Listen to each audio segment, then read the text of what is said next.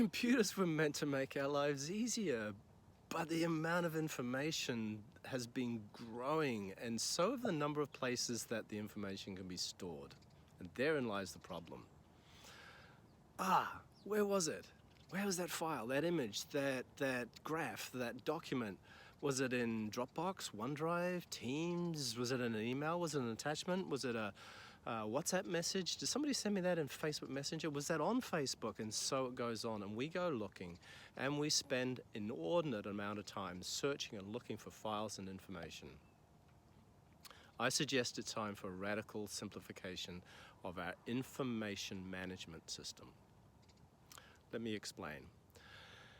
I've been developing a system that allows you to store all of your critical information in just 3 places. The first is areas of responsibility. These are the things that go on through time. These are the things that you need to pay attention to in order for your life and work and your business and your relationships to thrive.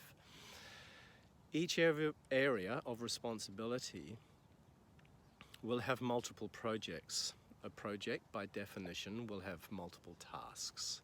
It has a clear outcome, possibly a deadline, and each project requires multiple resources in order to complete it. These are the informational resources.